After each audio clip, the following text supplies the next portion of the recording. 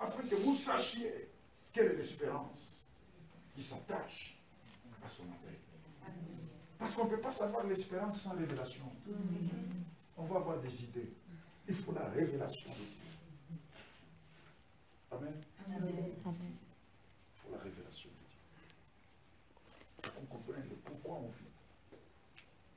Chaque jour qui passe est connecté à l'éternité. Quand ta vie chrétienne commence réellement, chaque jour tu la vis par rapport à l'éternité. Tu vis chaque jour par rapport à l'éternité. Il n'y a plus rien qui compte pour toi.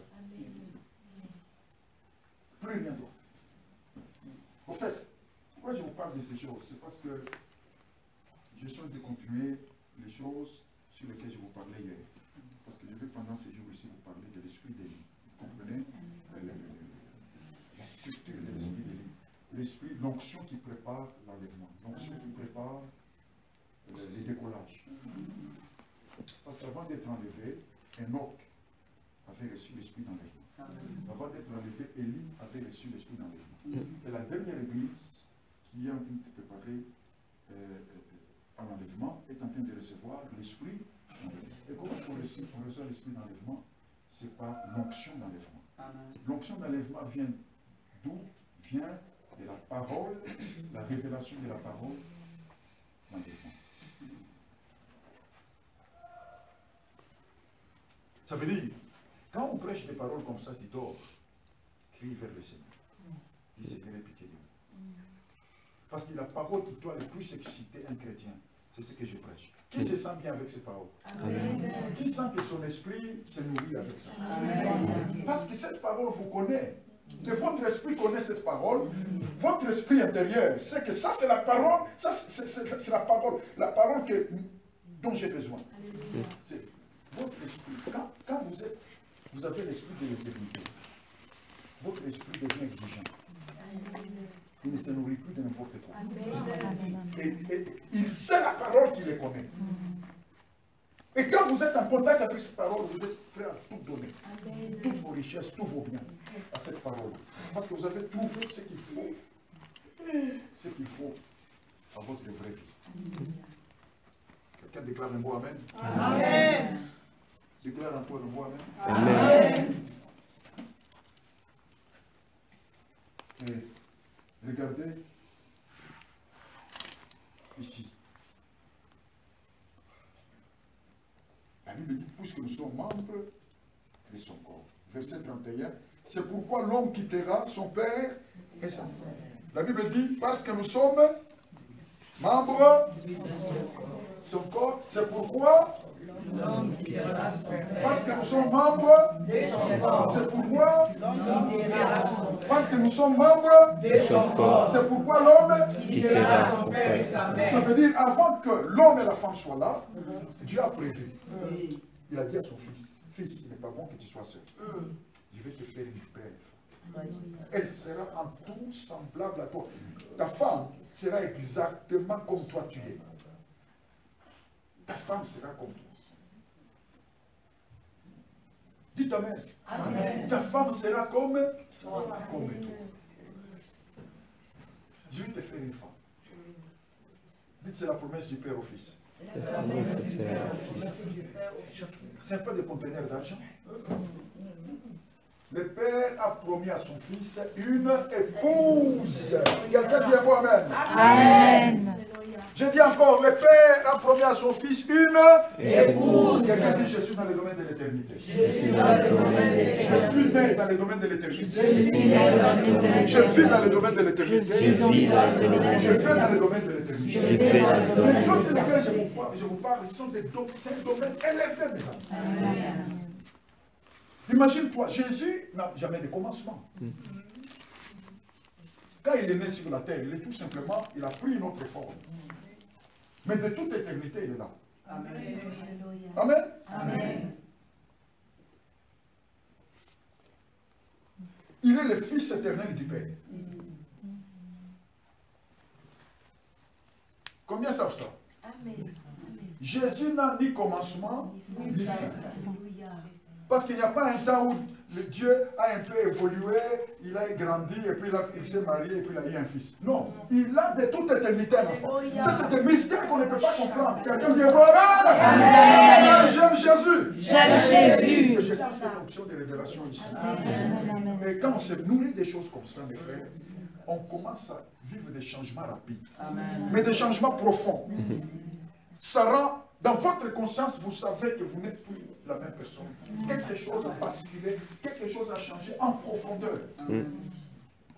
Et la vie chrétienne, ce n'est plus une affaire de vivre une petite bonne réunion où on se sent bien. Non. Vous entrez dans le domaine de profondeur, dans le domaine de la construction, parce que le but du ministère, ce n'est pas d'abord nous faire plaisir, c'est nous édifier, c'est nous construire. Hein? Quand on dit on édifie un immeuble, c'est quoi? Ça signifie qu'on construit un immeuble. L'édification, c'est la construction. Ça veut dire nous donner des os pour que nous ne soyons pas comme des vers de terre. Nous donner un squelette. C'est ça le but. Quelqu'un déclare un mot Amen. Amen. La Bible dit, puisque nous sommes membres de son corps. Nous sommes membres de son corps. C'est pourquoi ça veut dire quoi? Si nous n'étions pas membres de son corps, l'homme n'existerait même pas. Parce que l'homme a été créé juste pour ça. Quelqu'un dit j'aime Jésus. C'est la source de mon existence. Il est ma raison d'être. Si nous n'étions pas membres de son corps, on n'existerait pas. Ça veut dire si Dieu n'avait pas prévu que Jésus se marierait, il ne nous aurait pas créés, parce qu'il nous a créés à partir d'un projet. Ce projet, c'est donner à Jésus une femme. Alléluia. C'est pourquoi j'aime Jésus, c'est parce que c'est à cause de lui que j'existe. Amen, amen, amen. Alléluia. Et vous comprenez pourquoi aussi Dieu vous a créé à son image. Amen. Tout devient clair à ce moment-là. Pourquoi Dieu vous a créé à son image? C'est parce qu'il a dit à son fils, ta femme sera comme toi. Quelqu'un dit un mot Amen. Amen. C'est pourquoi vous verrez que la Bible dit ceci, que toute notre vie chrétienne, c'est quoi? Regardez dans Romains au chapitre 8. Regardez dans Romains au chapitre 8. Il y aura quelque chose de puissant, quelque chose de fort. Quelqu'un dit avec moi l'esprit de Jérusalem. L'esprit de Jérusalem. Capitale de la vérité. Capitale de la vérité. Et regardez mes amis. Il y a quelque chose de puissant. Verset 29. Romains 8, verset 29. Qu'est-ce qui est écrit? Car ce qu'il a connu d'avance. Et qu'est-ce qu'il a fait? A fait quoi? Être semblable à l'image de son fils. Ah, ce qu'il a connu d'avance, qu'est-ce qu'il a fait? Il les a prédestinés. À quoi? À être semblable à l'image de son fils. À avoir beaucoup d'argent. Non. L'argent, on peut l'avoir, mais on n'oublie pas Jésus. 29. À avoir beaucoup de maisons. Non. À avoir beaucoup de voitures. Non. Tout c'est pour Jésus. À danser. Non. Ce n'est pas notre prédestination. Toutes ces choses sont des choses qui accompagnent. Mais notre prédestination, quand on parle de prédestination, c'est ce qui doit constituer notre but. Ça veut dire tout ce qui doit constituer le but de ma pensée. Dès que je me réveille, jusqu'à la fin de ma journée, ce qui doit m'obséder. C'est ça la prédestination. La prédestination, ça signifie la direction.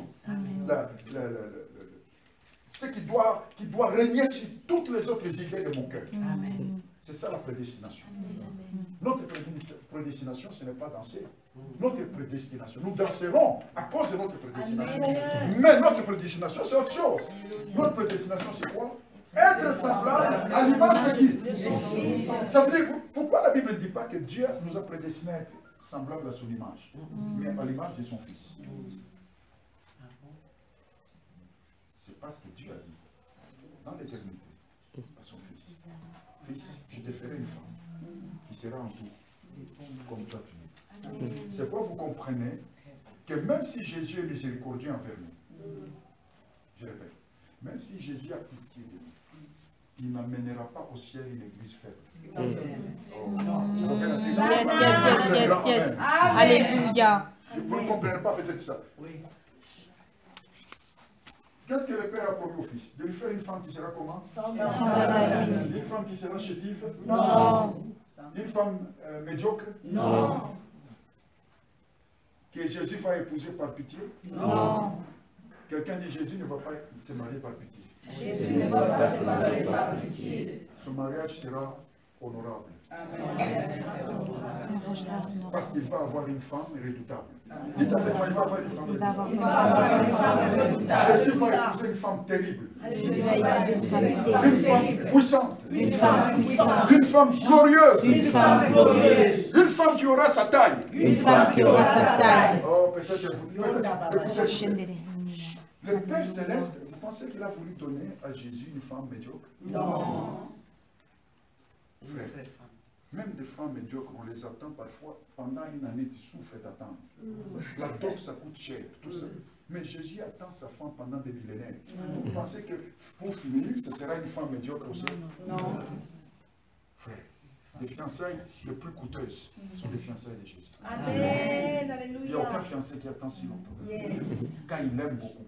Parce que Jésus n'aime pas un peu. Il a aimé jusqu'à mourir. Alléluia. C'est pourquoi aimer Jésus, c'est aussi connaître les souffrances de Jésus. Amen, amen, amen. Les souffrances que son Église ne soit pas prête. Se rendre solidaire à Jésus. Comment est-ce que son Église jusqu'à maintenant n'est pas prête? Dis encore avec moi, Jérusalem. Jérusalem. Capitale de la vérité. Capitale de la vérité. Donc quand nous entrons dans Jérusalem aujourd'hui, rentrons dans cet esprit-là. Que nous sommes dans quelque chose d'éternel, au-delà de l'histoire, au-delà du fait que les nations ont foulé Jérusalem. Parce que vous allez voir beaucoup de mélanges à Jérusalem. Et pourquoi? Parce que c'est une terre qui a été foulée par les nations, parce que le Seigneur a prévu qu'il y aura un temps où Jérusalem sera foulée par les nations. C'est une terre qui a été foulée par les nations, il y a beaucoup de mélanges, d'idolâtrie, beaucoup de choses, de commerce, tout est rentré dans Jérusalem, mais nous savons, nous, que nous pouvons, nous savons, nous, que nous sommes la Jérusalem de Dieu, une Jérusalem éternelle. Amen. Quelqu'un dit un mot amen? Amen. Un mot amen? Amen. Dis encore avec moi, Jésus ne va pas épouser une femme infime. Jésus ne va pas épouser une femme infime. Une femme médiocre. Une femme médiocre. Vous vous rendez compte que Jésus épouse une femme qui est avec le cher corps.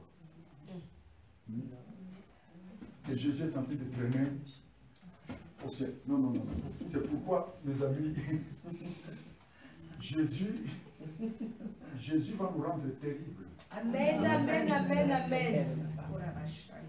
Je vais vous dire une chose, peut-être que beaucoup de chrétiens ne le savent pas.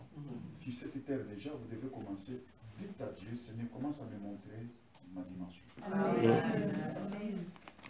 Vous allez commencer à vous voir d'une manière qui va beaucoup vous encourager. Alléluia, alléluia. Alléluia. Vous savez que la période où je vous ai prêché pendant longtemps, changer de nom. Le Seigneur a commencé à me parler sur moi-même. Alléluia, alléluia. Parce qu'à ce moment-là, vous ne regardez plus les choses naturelles. Yes. Vous regardez la taille que Dieu vous a donnée dans l'esprit. Amen. Et ça vous responsabilise. Amen. Et vous savez que vous ne devez pas jouer avec la vie. Amen. Il y a des permissions que vous ne donnez pas au monde et à l'ennemi. Amen, amen, amen, amen, amen. Je dis encore, Amen. il y a des permissions que vous ne donnez pas au monde et à l'ennemi. Alléluia. Si vous découvrez votre propre dimension. Alléluia. Beaucoup de gens, on abuse de beaucoup de gens parce qu'ils ne savent pas ce qu'ils sont. Tout à fait, tout à fait. Yes.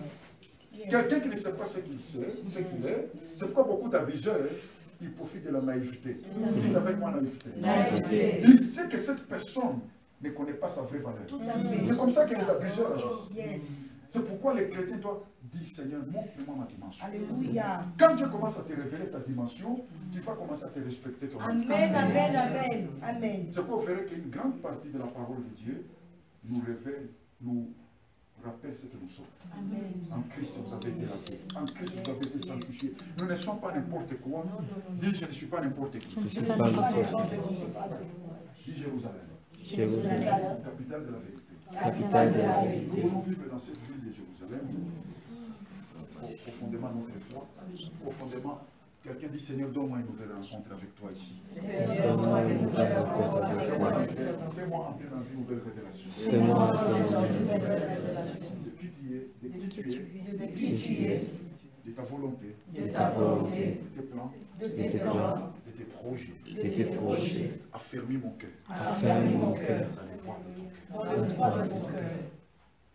Alors vous comprenez pourquoi le chrétien normal, il aime la sainteté. Il aime cette mise à part. Il aime le sérieux. Il veut vivre avec Dieu. Il sait qu'il n'est pas n'importe quoi. Dites Amen. Amen. Tous les membres du corps de Christ sont des membres en bonne santé. Amen. Parce que sa femme, quand elle sera au ciel, et que Jésus marchera avec sa femme dans les jardins célestes, devant les anges. Les anges regarderont l'époux. Ils diront qu'il est beau, redoutable. Et quand ils regarderont la femme, ils se diront entre eux, waouh, la femme du roi est redoutable, est terrible. Parce que cette femme qui se présentera devant Jésus, ses yeux, tu ne peux même pas les regarder. Les yeux de Jésus sont comme une flamme, et je vais vous dire la vérité. Les yeux de la femme sont comme une flamme. Amen. Les yeux de la femme manifesteront. Vous savez, les yeux, c'est quoi? Ce sont les fenêtres de l'âme. Amen, amen, amen. Amen.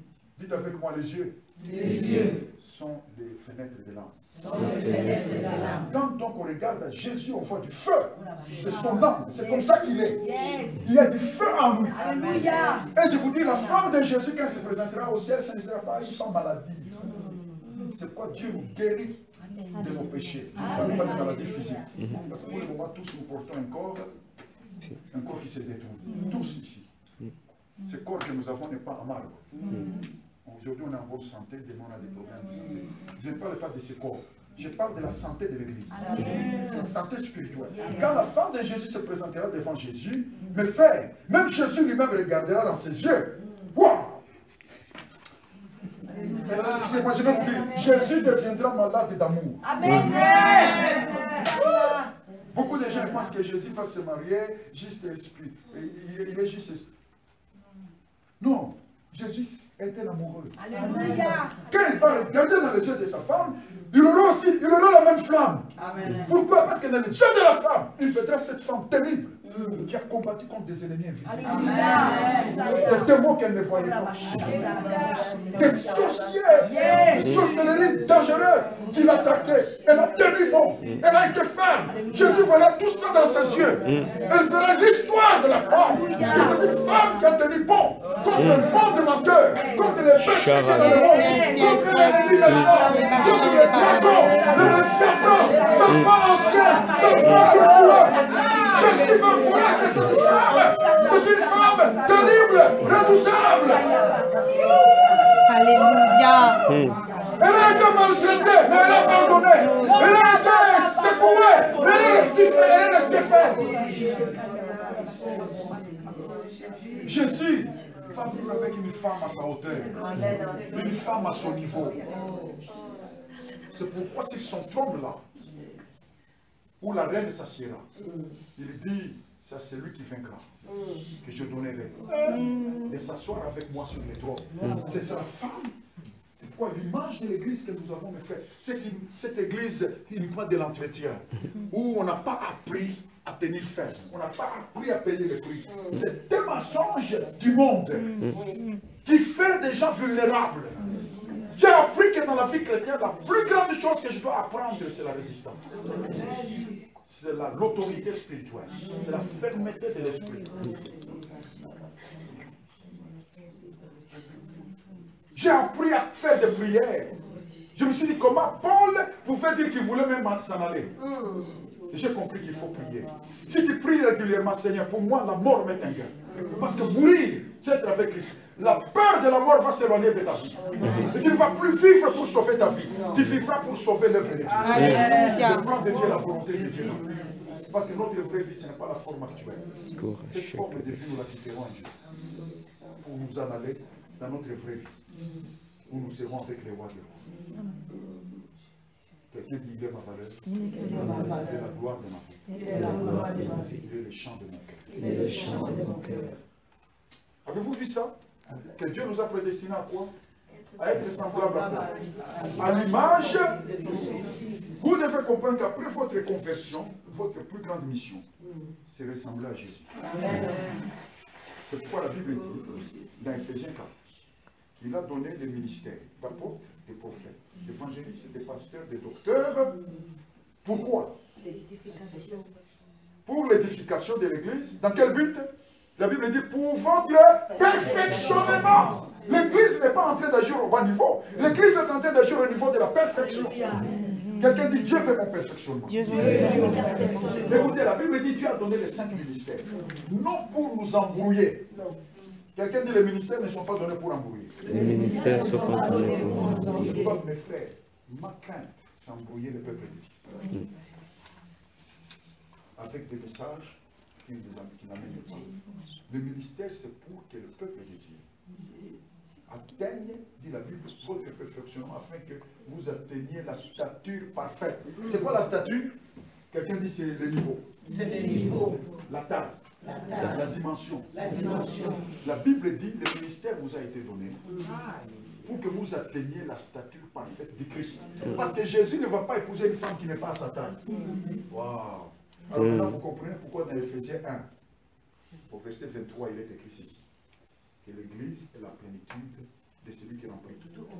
Ça veut dire que Jésus n'est pas complet sans l'Église. Amen, amen, amen. Et quand vous lisez des révélations comme ça vous choque. Amen. Le Fils de Dieu, de toute éternité. C'est pourquoi je disais que nous sommes créés dans le domaine de l'éternité. Ça veut dire éternellement, Dieu nous avait vus avec Jésus. C'est pourquoi vous verrez que pour devenir membre du Christ, nous devons naître de Dieu. Parce que nous devons être du même domaine, de la même dimension, avoir le même ADN.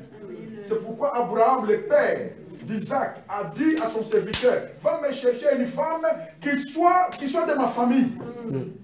Amen. Mais jure-moi, Abraham a dit, jure-moi que tu ne prendras pas une femme de Cananéenne. Il va me chercher pour mon fils Isaac. Une femme qui vient de ma patrie, de ma famille. Dieu a voulu que la femme de Jésus soit du même niveau, de la même sphère, de la même dimension. C'est pourquoi il fallait que, pour que nous soyons avec Jésus, nous naissions de nouveau. Nous naissions de Dieu. Nous soyons de Dieu. Nous sortions du sein de Dieu pour que nous soyons du même ADN avec Jésus. Pour avoir le même niveau avec lui. Et ça peut vous choquer. C'est ça le baptême. Le baptême, c'est revêtir Christ. Pour que Christ devienne votre vie. Ça veut dire que vous devenez comme un Jésus. Vous comprenez? C'est ça la taille de l'Église. Alors quand on comprend ça, on comprend que ce n'est pas une blague ça. Atteindre la dimension parfaite du Christ, je n'ai pas besoin de faire beaucoup attention à mes larmes d'amour. Mon but. Amen. Quand je pleure, que je pleure avec espérance. Amen. Et que je ne reste pas en disant, ah, Seigneur, pourquoi moi tu ne fais pas ça? L'autre voisin a eu ça. Gloire à Dieu pour ce que le voisin a eu. Mais moi, je suis bilingue. Moi, mon expérience, c'est mon expérience. Moi, j'ai perdu une femme, j'en ai épousé une autre, c'est mon expérience. Moi, j'ai des enfants autistes, c'est mon expérience. Je n'ai pas besoin d'être quelqu'un d'autre. Parce que le plus important, c'est que c'est qu'il est là qui vit ça. Jésus se révèle à lui, il lui enseigne des choses qui concernent ma route avec lui. Et de toute façon, sans ces expériences, je ne vous enseignerai pas ces choses. Tout à fait. Parce que l'important, c'est que chacun est supposé assumer sa route. Amen. Merci Seigneur. En recherchant la volonté de Dieu. Amen. La terre est un endroit d'expérience. Dites avec moi, la terre est un endroit La terre d'expérience. est en En tout cas, je peux dire que parmi les gens qui ont appris la délivrance, j'ai appris la délivrance. Chasser les démons. Mais frère, j'y ai mis mon énergie, toute ma jeunesse. Mais Dieu a permis que j'ai des enfants autistes. On y joue avec, dites avec moi, un chrétien. C'est quelqu'un qui ne maîtrise rien. Dans ma jeunesse, j'ai pensé que je commençais à maîtriser des frères. Dieu va t'enseigner que tu ne maîtrises rien. C'est lui qui te maîtrise et te maîtrise. Quelqu'un lève la main droite et dit, Dieu, tu es mon Dieu. Dieu, tu es mon Dieu. Je me consacre à toi. Je me consacre à toi. À être semblable. À être semblable. À celui que j'aime. À celui que j'aime. Jésus-Christ. Merci pour Jérusalem. Merci pour Jérusalem. Capitale de la vérité. Capitale de la vérité. Merci Père. Merci, Père. Pour le roi qui vient. Pour le roi qui vient. Très bientôt. Très bientôt. Le chercher. Le chercher. Pour être avec lui. Pour être avec lui. Éternellement. Éternellement. Alléluia. Alléluia. Alléluia. Alléluia. Voilà. Le temps ne fait que courir. Nous allons poursuivre. Dis à ton voisin à lui, Voisin.